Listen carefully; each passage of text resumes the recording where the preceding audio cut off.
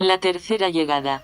Sin despertar la más mínima sospecha de los que buscaba, Marchena llegó al Batey por tercera vez. Alquiló una casa en medio de un prado, enclaustrada entre árboles de caobas y cedros, sembrados alrededor de la confluencia de dos cañadas que servían de frontera a una finca de pasto. Una extensa sabana cubierta de cañas que daba con el perímetro de la fábrica. Una de la cañada arrastraba en sus sedimentos toneladas de basuras que pasaban por el villorrio, dejando un olor putrefacto que invadía todas las casas. Las otras toneladas de bagazos de cañas que salían de las máquinas del ingenio para alimentar la tierra de algunos sembradíos en los alrededores del Batey. En una esquina casi dando con el agua del pozo, estaba la casa que había alquilado, con un garaje pequeño donde pudo guardar el lujoso vehículo en que llegó, protegiéndolo con ramas cortadas de los mismos árboles que rodeaban todo el villorrio. En medio de un montón de grama opiáceas, que parecía sintética, entre las dos cañadas corría un agua negra que arrastraba los sedimentos que salía del depósito de la fábrica,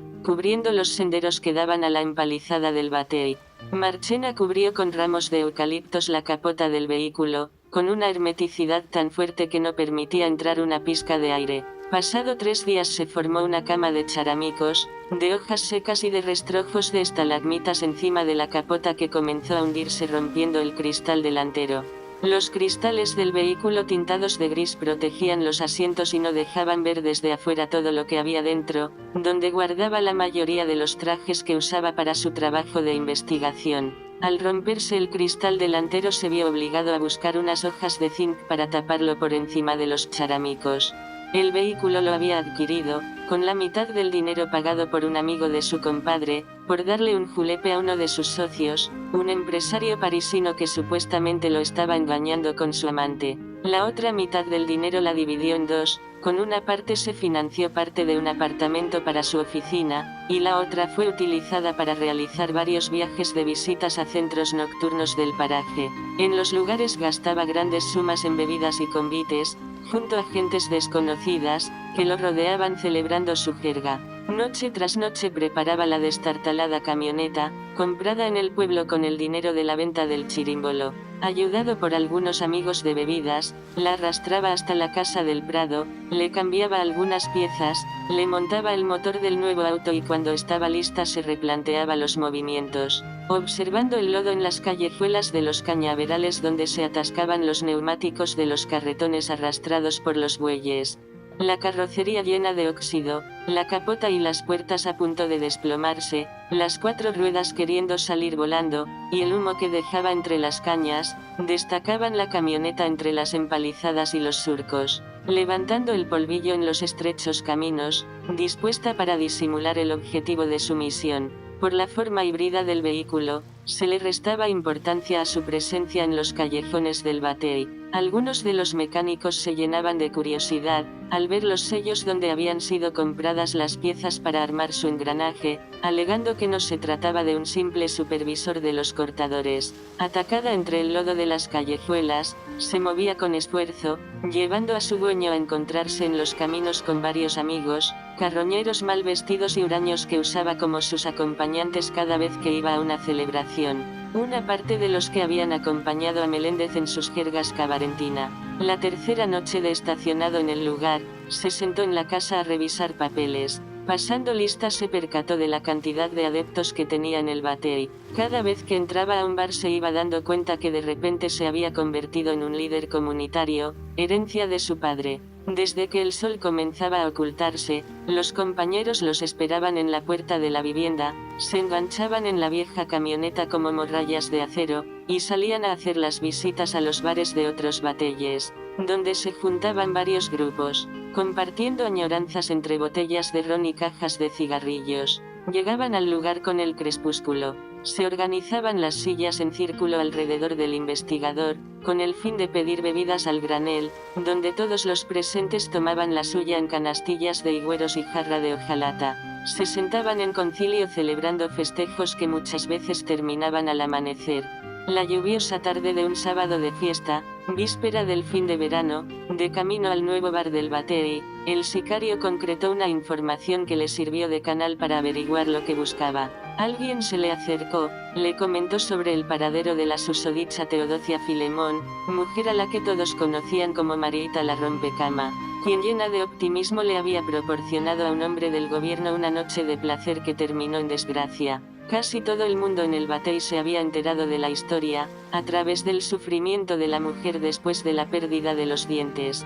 Luego de su encuentro amoroso en un bar, la pareja se fue a un hotel en los suburbios del poblado, donde hizo su oficio de meretriz, con tanta bizarría que llevó al hombre a tener que retirarse del pueblo, comentó el amigo. Aunque no sabía nombre ni dirección del hotel, tenía claro que la mujer visitaba el lugar, solo cuando tenían un cliente de mucha importancia. La cantaleta de la mujer fue tan fuerte y profunda en el villorrio, que obligó al funcionario a salir del lugar sin dejar rastro. Dicen que fue obligado por el gobierno a abandonar el pueblo, porque los compueblanos compañeros de la mujer lo querían asesinar, la misma historia que le había contado su compadre. En una entrevista a un capataz de la brigada más conocida del ingenio Boca Chula, de nombre Ovidio Ventura, el sicario continuó descubriendo más información sobre la dama del sexo ardiente. Se dio cuenta que las palabras que le habían contado su amigo hacían más de 2 horas, sellaban la veracidad de su investigación, al confirmarse la procedencia de la mujer. Al terminar con el capataz, el detective emitió una sonrisa burlona, observando las acciones extrañas que hacía el obrero al ser interrogado.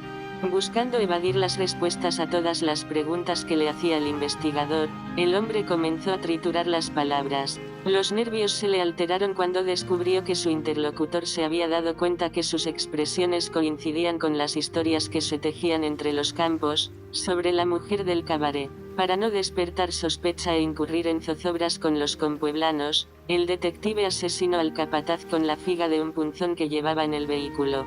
2 minutos después del asesinato, lanzó su cuerpo a una cañada que conectaba con el río y eliminó todas las evidencias de la entrevista. El cadáver fue encontrado varios días después en las playas del Mar Caribe, en putrefacción, sin señales que delataran la verdadera razón de su asesinato, por lo que nunca pudieron descubrir que fue asesinado con un hierro lleno de óxido.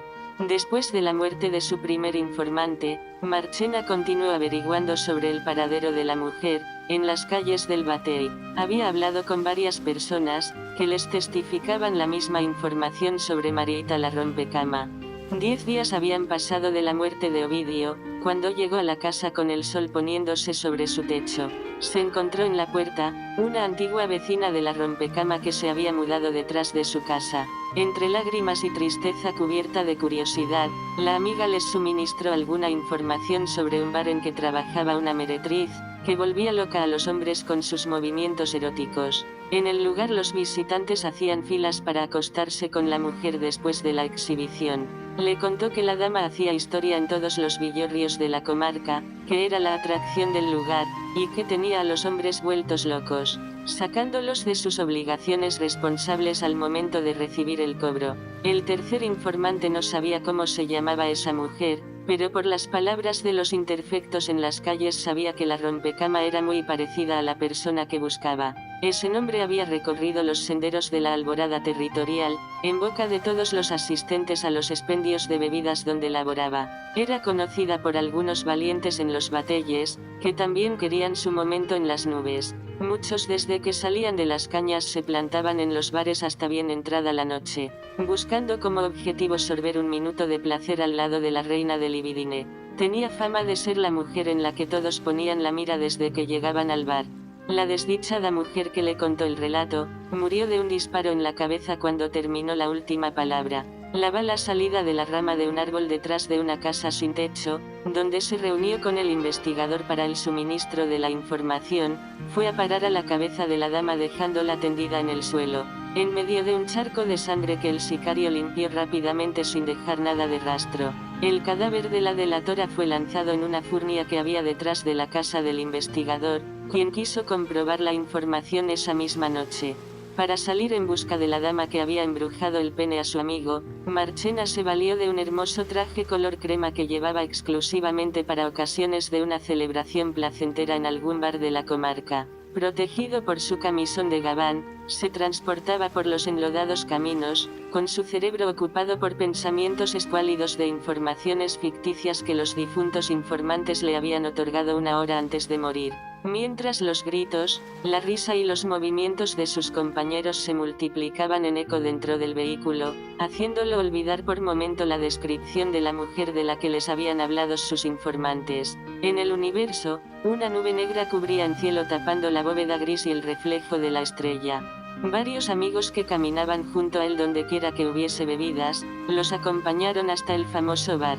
Con sus caras lánguidas, un poco preocupados por el temporal que se acercaba, el grupo se movía desesperado en la destartalada camioneta de doble cabina. Entre el lodo amelcochado que había dejado la lluvia del mediodía y las hojas de cisca cubierta por rocío, que envolvían los caminos, el cuerpo algo sudoroso, hizo que Marchena condujera el vehículo con parsimonia, trajinando un solo pensamiento. Dejando atrás las luces del caserío, la casa donde tenía estacionado el lujoso vehículo con el cristal roto, cubierto por las ramas que ya botaban las hojas, adelanto la carcacha para llegar antes de anochecer.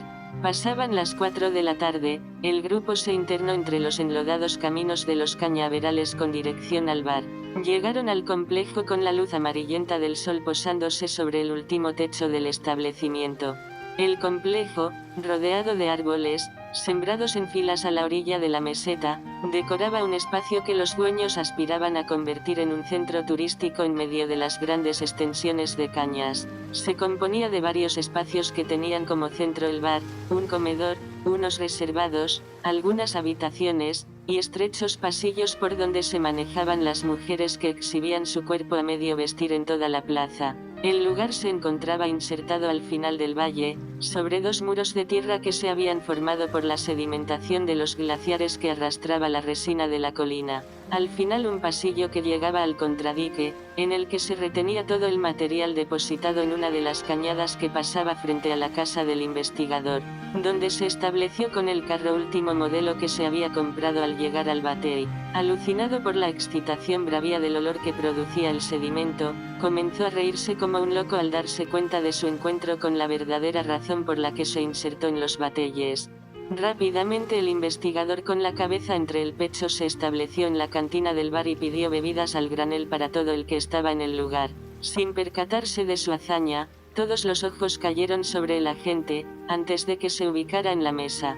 Varias féminas con blusas descotadas y minifalda ceñida se acercaron, agitando movimientos psicalípticos que llamaron la atención de los visitantes. Una con sus sensuales poses de gata salvaje, sus movimientos lentos un poco taciturnos, su atuendo de tigresa, y su porte encumbrado llamó la atención de los acompañantes del bergante. Al verla caminando por el bar todos desviaron sus miradas hacia ella, proponiéndola como la exclusividad de la mesa. Sus cabellos rizados brillando bajo la luz de neón, ojos verdosos claros, labios pulposos pintados de rojo, tez mulata reluciente y suave como la piel de un bebé. Su ancha espalda desnuda hasta el costado, los brazos y los pies cubiertos por mitones dorados y botines de panas puntiagudos, sostenido por lazos de colores lumínico antes la luz del lugar, haciendo contraste con sus relucientes cabellos adornados por las escarchas de colores, terminaron hechizando al hombre del gabán de casimir, que se destacaba entre todos los celebrantes de la mesa, por la forma de vestir y los movimientos exabruptos que hacía cada vez que se levantaba de la silla. La mujer se dio cuenta que aquella era la persona que había pedido las bebidas al granel. Con la cabeza anestesiada por el ron, ingerido durante la noche, el sicario conoció a Teodosia, sin darse cuenta de que se trataba de la mujer que tanto ansiaba encontrar. Aunque varias veces se negó a creer lo que les habían contado los desdichados, miró por varios minutos a la mujer con duda, sacudiendo su cara marfileña, brillosa por el sudor y llena de curiosidad. Con sus ojos poco alterados por su emoción se encaminó hasta la silla dando paso en parsimonia, tratando de llamar su atención. Mirando el rostro fijamente, descubrió la pequeña verruga que llevaba en un cachete de la cara y que le había mencionado la mujer de la Furnia y el propio Meléndez. Tenía la descripción de la persona que buscaba medio definida en su cabeza, pero no conocía cuáles eran sus modales, sus rasgos y sus atributos, no conocía sus movimientos con definición. Les habían dicho de una mujer que Dios hizo solo para él, la imagen de esta que tenía frente a él se le parecía, pero era tan bella que no se atrevía a creer lo que fuera exactamente como la describían. Tampoco podía creer que la tuviera enfrente, pues los nervios comenzaron a traicionarle en silencio. Quiso levantarse, pero sintió un peso en los pies que los sujetaron al piso como si hubiera sufrido un hechizo. Al quedarse anonadado con su mirada fija en ese hermoso cuerpo, los instintos asesinos se borraron de su cerebro. La belleza de la mujer terminó descontrolando sus nervios, incitándolo a agilizar las bebidas. Desde que la vio aparecer entre la luz de las lámparas, el humo de la máquina, los ribetes de la cantina y los flashes de las luces de neón que no cesaban de prender y apagar, comenzó a saltar como un orangután. Sin saberlo, rápidamente sus manos empezaron a temblar y su cuerpo a llenarse de sudor. Saliendo del cuarto donde se guardaban las bebidas, la mujer con sus dotes de princesa se paseó por todo el bar, exhibiendo sus movimientos gatunos que tantos aplausos arrancaban a los presentes. Aunque no imaginaba que pudiese cambiar de matiz, el sicario se preguntó varias veces si en verdad era ella, la mujer que buscaba. Al tenerla junto a él, su cerebro comenzó a maquinar cómo sería esa escultural belleza dentro de una cama o en un jacuzzi. Sus nervios aumentaron aún más al sentir sus cabellos rozar su cuerpo, al verla acercarse a la mesa con intención de servir de una forma sensual las bebidas a todos sus compañeros. Era como si todo se hubiera hechizado de repente, como si esos ojos azulosos bajo la sombra impertérrita de la luz de los flashes, lo hubiera embrujado a todo y lo obligaba a hacer locura que nunca habían hecho. Se pasó las manos varias veces por la cara tratando de recordar si esa era la descripción que le habían suministrados. Nunca había tenido frente a él una fémina de alcurnia similar en belleza, de una misteriosa pose sexual tan extraña y natural, y de una perfección sin precedente en su cuerpo. Rápidamente, entre su embriaguez y la bulla de sus amigos, entabló una de sus más largas conversaciones en toda su existencia, con una desconocida, pues era un hombre de poco hablar y de búsqueda sentada. Para él la conquista de una pareja era acción y dedicación, no diálogo, ni habladurías consideradas vanas. Reaccionó al observar otra que pasó hacia otra mesa con las mismas vestimentas, los mismos atuendos, el mismo estilo de caminar y el mismo corte de cabellos, pero no con igual sensualidad. Pensó que estaba viviendo un sueño, que la que tenía en su mesa era una más del lugar, pero había algo que llamaba más la atención que las demás, algo que no terminaba de entender. Aún así, seguía buscando en su caja cerebral qué podía tener aquella mujer, diferente a las demás, ese algo distinto que la hacía ver como esa princesa iluminada que no podía encontrar en otra. Ese estilo y esa sensualidad era lo que amarraba a los hombres con los que se encontraba en cada momento. Entre el humo de los cigarrillos que llegaba a su cara, la risa de sus compañeros, y el olor al perfume de la mujer, se pasó varios minutos analizando, preguntándose por la vida de la fémina que tenía a su lado. Sabía que tenía que dar con la mujer que buscaba, para cumplir con la promesa que le había hecho a su compadre, pero algo le detenía frente a aquella preciosa criatura de belleza inigualable. Se había enamorado de ella desde el mismo momento en que la vio salir de la cantina. El encuentro de sus miradas fue como un embrujo, que lo arrastró hacia una extraña dimensión. Envuelto en una esfera dorada, se mantuvo en el aire por varias horas. Al tener más cerca sus cabellos, advirtió un cambio en su estado emocional que lo ponía fuera de control. De pronto sus células masculinas se activaron, cuando ella les pasó las manos por los cabellos de nuevo, sintiendo una corriente suave y fría que invadía todo su cuerpo, desde las extremidades inferiores a las superiores cubriendo hasta la cabeza. Por un tiempo se quedó estático, parecía que se iba a desplomar encima de la mesa. Su corazón dio un vuelco y comenzó a latir con una agitada frecuencia cardíaca, que aceleró su respiración. La belleza de la mujer lo mantuvo al helado durante el resto de la noche, mirando fijo hacia su cabeza, con los ojos llenos de lágrimas, sosegados ante sus caricias y los tragos que sin darse cuenta llegaban a su boca. Famosa por su cocomordán, la mujer que le había tocado a su compadre Miguel era muy semejante a esta en figura y movimiento. Despertaba en la cantina y en la mesa el éxtasis de la angustia. Para todo el que la visitaba sus caricias eran como dardo de fuego, que se apagaba solo cuando ella salía hacia su casa. Las inclinaciones sensuales encima de la pequeña tarima del centro donde se presentaba esa tarde eran atroces. Sus secuelas de movimientos era un espectáculo impresionante, animado con la gracia de llevar al hombre hasta su cama. Sus bailes en tarima y las caricias con que jalaba a los hombres le daban el nombre con que se conocía en el ambiente cabareteros, Mariita la rompehuesos o Mariita la rompecama. Ese apodo era la esencia viva de una lascivia, manteniendo a todos hechizados en su burda dentro de la jornada. De acuerdo con las palabras del primer informante, el ímpetu de la mujer era tan difícil de olvidar que a veces provocaba la muerte. Con su mirada de gatubela buscando a su presa, siempre estaba al acecho de su mejor postor. La noche de la primera visita, la bulla y el sonido que salía de la cantina rompieron la armonía que mantuvo durante los primeros 20 minutos escudriñando con una precoz alusión el comportamiento de la dama. Con la detención de la música, la mujer se separó por un momento de su acompañante, sentándose en el proscenio del bar en posición de yoga, enseñando sus piernas y la mitad de sus partes tributarias, con la intención de volver locos a todos los presentes. Iba a iniciar el famoso baile que había anunciado el animador, cuando el investigador, convertido en pirómano por el éxtasis que les habían provocado sus movimientos, se levantó de la silla. Se le aventó buscando hacer la suya de una forma desenfrenada y brutal delante del público, agarrándola por los brazos para obligarla a bailar con él a la fuerza.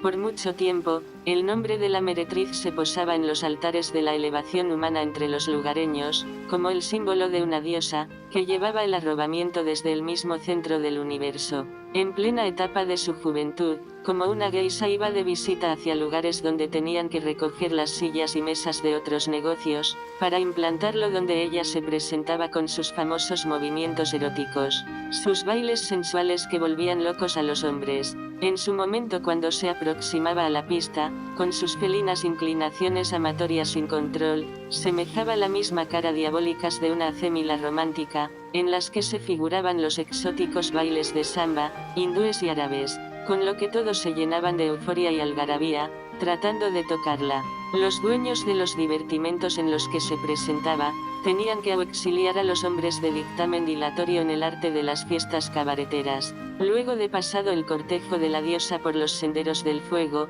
escenario donde ella hacía sus danzas estripecas, era necesario la presencia de la seguridad, para entrar en acción, protegiendo los incontrolable y desenfrenados adonis del amor. No dejarlo morir ahogados en la emoción de una hambruna sexual sin control, sintiéndose despreciados al no poder alcanzar a tocar el cuerpo de la diosa, por su embeleso fuera de sí, en lo que estaban mientras disfrutaban del baile. Su llegada a un camerino improvisado en el lugar de la fiesta, obligaba a mantener la puerta cerrada, cubierta por una hermeticidad difícil de violentar. Protegidos los camerinos, los dueños de los locales tenían que ubicar varios vigilantes para evitar derivación de los muros, por los enfurecidos machos que llegaban reclamando la presencia de la mujer en la tarima. Mariita la rompehuesos, era lo que se llamaba una gran artista en la conquista de la destrucción de hogares. Entre las mujeres de su clase era quien más se destacaba, tenía todos los dotes que necesitaba una dama para que un hombre apague sus pasiones atrasadas entre su tálamo. Las pretensiones sexuales que llegaban a su puerta eran incontables. Se entabló un ritmo en los batalles en que su nombre estaba por encima de los patrones de una mujer común. Por algunos era llamada la condesa de Babel, una mujer inducida a la conquista de las débiles mentes, de los hombres que salían de los campos de cañas, para entregar sus vidas a los centros de diversión, los que se convertían en sus principales consumidores. En las fiestas donde hacía sus bailes la mayoría languidecían de pasión. Muchos la seguían de bar en bar, y se colocaban desde temprano en primeras filas, para disfrutar de sus eróticos movimientos que los hacían perderse en un paraíso emocional.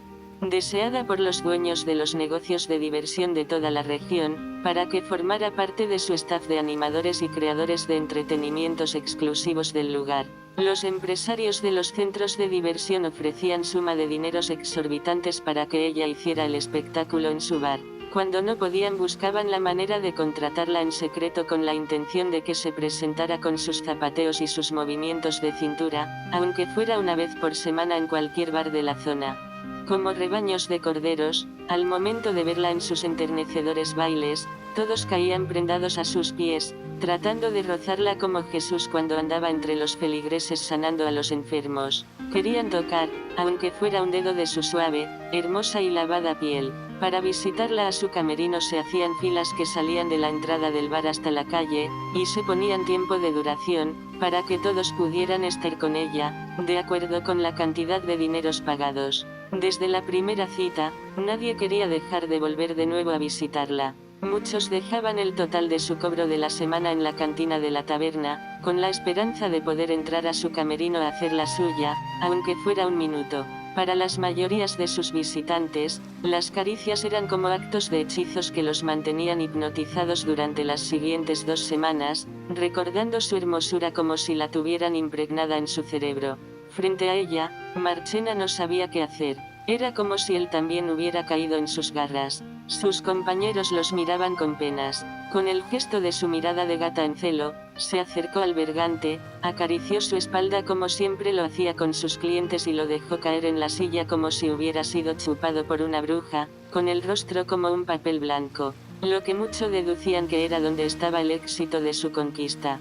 Con los brazos templados, Marchena se levantó, comenzó a dar vueltas alrededor de la mesa, con el vaso en las manos sin dejar de mirarla. Ella, buscando llamar la atención de los demás, aprovechó para invitarlo a bailar el último set de canciones que sonaba en la Bellonera. En medio de la pista rebosada de parejas que se movían como fantasmas, comenzaron a bailar. Aunque el esplendor de la mujer no estaba en la más alta cumbre que le había proporcionado la vida, aún conservaba esa gracia que dejaba a todos embrujados con su mirada y su sonrisa entre diente. En su rostro había empezado a notarse las huellas del tiempo y las marcas de un cuerpo que había vivido una intensa actividad nocturna, entre los cabarets, los bares y las camas de algunos hoteluchos de los batelles, alimentando con sus placeres carnales los amargados deseos de algunos hombres de rostros arruinados, carroñeros y fantasmagóricos, agotados por exponer sus espaldas al sol, entre los inmensos cañaverales y terrenos baldíos. Después del intenso baile, todo para Marchena volvió a su ritmo, llegando a su mesa con la respiración agitada y el corazón a punto de salir. Partiendo por la mañana hacia la casa de la bailarina con una lentitud sumisa, trastabillando los pies y cantando canciones de desamor que lo acompañaron por unos senderos bordados de lodo y maleza reseca y podrida, dejando la camioneta a merced de unos de sus acompañantes. 2 días pasaron cuando volvió al bar con la mujer como compañera, con el sol poniéndose sobre el techo de la casona. A su salida el tiempo se aproximaba a las 10 de la noche. Solo quedaban en el establecimiento 2 personas en una mesa, una pareja en la tarima bailando a ritmo de una canción romántica que en tono bajito se escuchaba en la Bellonera, y los barrenderos recogiendo las vascosidades y botellas vacías. Con la despedida de sus compañeras, Marchena y su acompañante, salieron del lugar abrazados como un solo cuerpo. La luna como la esfera de una batea se posaba entre las ramas de los árboles que bañaban el amplio sembradío de cañas, cubriendo el solitario camino por donde pasaron. Los rostros de los enamorados alumbrados por los reflejos de la reina de la noche, se notaban brilloso por el sudor. Los rayos salían de las ramas para iluminar los cuerpos como si fuera uno y solo definir los rasgos suntuosos de quienes les pasaban por el lado. Todo el campo se notaba taciturno, solo el cantar nocturno de los insectos y los besos y caricias de la pareja en la semioscuridad se escuchaban con intensidad en el silencio de la noche. Durante el trayecto hacia la casa de la meretriz, se notaron lluvia de estrellas fugaces aterrizar entre las cañas con suma frecuencia, como si le dieran la bienvenida a un acelerado amor. A su llegada a la vivienda, la mujer observó la cara alelada y los gestos en sombras reflejados en su cuerpo, agitando su respiración y expresando con entusiasmo los nervios en las manos, en sus labios y en los pies. En su tiempo su acompañante se movía haciendo repullos que los dejaron frío como un témpano. Mirando su cara, la mujer recordó el día en que un hombre elegante, vestido como el que tenía enfrente, custodiado por un guardaespaldas, la llevó al cuarto de un hotel, en la estrecha y cascajosas calles del Batey. Después de hacer el amor frenéticamente, se marchó sin pagarle el servicio que ella esperaba cobrar para sus hijos. Con su cabeza ocupada por ese recuerdo, abrió la puerta con lentitud cuidando la luz de la lámpara que salía de la sala para que no cegara sus ojos. Antes de entrar se detuvo un momento, esperando ver una reacción de su cliente, al mantenerse en silencio después de los repullos que lo obligaron a tranquilizarse. Con su cuerpo arropado por la silueta de un insecto que pasó frente a la mecha de la lámpara, ingresó al pequeño cuarto donde la cocina y la sala era un solo espacio. seguida por el sicario que se tambaleaba cada vez que tiraba un pie en el polvo, lograron llegar a una esquina semi-oscura de la habitación, donde se dejó caer pesadamente encima de una colchoneta que rodaba por el suelo. Después de varios minutos logró acomodar sus cosas, tratando de sostenerse con las tablas de maderas de las paredes, estacionándose ambos en la esquina para llenarse de besos sin despertar a los niños. De entrada a la habitación, se encontraron con los 3 pequeños cuerpos que dormían en medio de las estrechas paredes llenas de agujeros, por donde se filtraba la luz de la luna, y el aire producido por la brisa de los árboles. Un piso repleto de polvo que manchaba el cartón que les servía de cama, era la base en toda la sala. Las 3 piedras de un fogón rebosando de brasas generaban un calor que invadía la casa por completo. Los hijos sumidos por el sueño esperaron inquietos hasta la medianoche y se tendieron cuando no aguantaban más. Esperando la llegada de su madre con la bucólica del día se durmieron con la fumiadora encendida, julepeando entre los bolsillos de aquellos seres montunos, que diario la perseguían hasta su cama para llenar su deseo de un sexo intenso fuera de control. Ella aprovechaba para lograr sus planes de alimentar la despensa con el dinero que le quitaba a su cliente, suficiente para llevar a sus hijos a una mejor vida donde no tuvieran que esperar la noche sin pasar nada por su boca. A muchos de los invitados, los movimientos de la mujer les sirvieron de consuelo para amortiguar la soledad y la falta de caricias que tenían al permitir que sus esposas se mudaran con funcionario de la fábrica. Vencido por el hambre y la espera de la comida que llevaría su madre al salir del trabajo, los niños se acostaban en los cartones cubierto de polvo, en medio de una habitación repletas de agujeros y cubierta de telarañas. Haciendo orugas con la arenilla del polvo al agitar su respiración, se dormían en fila detrás de la tinaja llena de agua. Al sentarse al lado de la tinaja de barro, la mujer observó a uno de ellos sumido en un profundo sueño, moviendo su cuerpo intentando despertar, pasando sus manos por los zapatos del hombre, y llevándoselo a la boca con intención de masticarlo. La noche se hizo larga, los 3 se habían dormido con el estómago vacío, dejando la lámpara encendida en medio de la sala. Al consumar el amor con embriaguez en la litera de la madame, al lado de los cuerpos de los pequeños, Gregorio sintió un escalofrío tan fuerte que sus manos y sus pies comenzaron a experimentar fuertes temblores, que azotaron su cabeza, paralizando su cuerpo por completo. La náusea atacó su aparato digestivo. Sumido por el miedo le entraron deseos de levantarse y salir corriendo, pero algo se lo impidió, no tenía para dónde correr. De pronto sus extremidades no le respondían, quedando acostado sobre los cartones, al lado de los niños, sin poder mover un solo dedo. Pensaba que la madame le había dado entre sus besos una pócima para hechizar su cuerpo, anestesiarlo y luego transponerlo entre los difuntos que caían en las manos de los hechiceros para ser llevado al cementerio, como muertos estando vivos.